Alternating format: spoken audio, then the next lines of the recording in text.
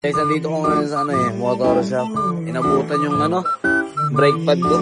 Mabubudbud na yung disc. Tumaan muna ako sandali sa motor shop. Pinahas ko yung motor. Ito, pakita ko sa inyo. Ayun na nga mga idol. Pumunta nga ako dito sa motor shop para pagawa ang aking motor. Dahil yung preno nga naman ng aking motor ay budbud na talaga. At sinabi nga sa akin ng mekaniko dito ay masisira na rin daw ang aking disc kapag hindi ko pa pinalitan ang aking brake pad. Kita nyo naman yung disc mga idol. Kinayod na talaga ng luma akong brake pad. Buti na lang talaga kapag gagantong eksena may mga tinago akong pyesa ng aking motor. Kaya agad ko napalitan ng aking brake pad at nakapalitan na nga netong batang poging mekaniko. At buti na lang talaga merong motor shop dito malapit banda sa amin. Ayos na. Ito, pinapakita ni Kuya yung sumaya dun sa disc natin. Ito mo Kuya, ayun o. Yan. Sa mga nagmamotor dyan, ganun lang gagayahin nyo. Ganun lang gagayahin nyo para mapanatiling maganda mga motor nyo, mga idol. Yan na, thank you. Siyempre, pagka nagpagawa tayo ng motor, natural, magbabayad tayo. Kuya, bayad ko. Na yan. Huwag mo na kasuklihan, sa'yo na yan. Thank you. Ganun lang mga idol. Tara na. OTW to Bulugoy House. Let's go. Dito na ako sa kubo ng Bulugoy. Tapos nagulat ako. May bagong dating. May nagpakita. Si Mekmek. Mek Mechanics. Nabuhay na naman mga idol. Yan, nabuhay na naman. Kailan ka uwi? Kailan alis? Very good. Tayo natin ibang Bulugoy. Maya shoot na kami. Ano ba bago pagka nandito si Mekmek? LTO usapan. Kung di LTO, motor. Mga re-registro. Alasot na. Sa 10 years. Alasot na. Mag-sila naman yun eh. Wow!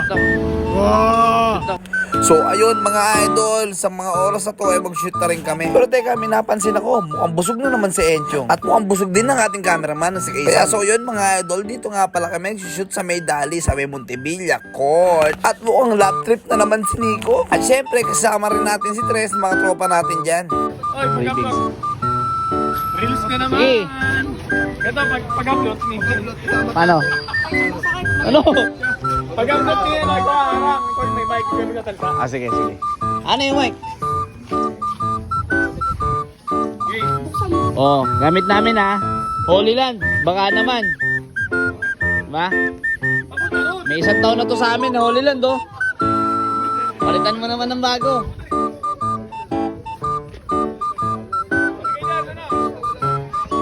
Tingin muna. Ayan na, shoot na. Pa-shoot na, ayan na.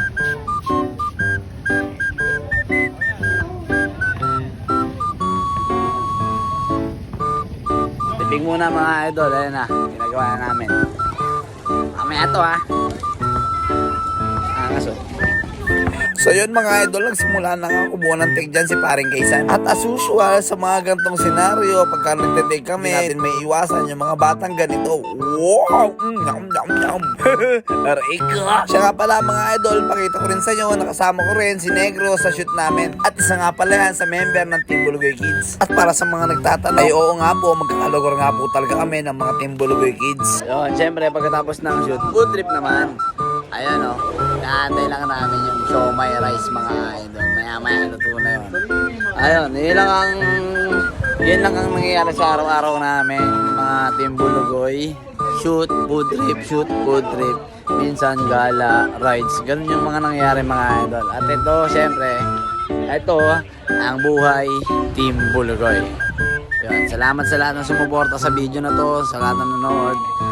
Huwag nyo kakalimutan na follow nyo ako sa Facebook page ko and subscribe my YouTube channel. And huwag nyo na rin kakalimutan pindutin yung notification bell para updated kayo sa mga video i-upload ko dito. Maraming salamat. Bye-bye!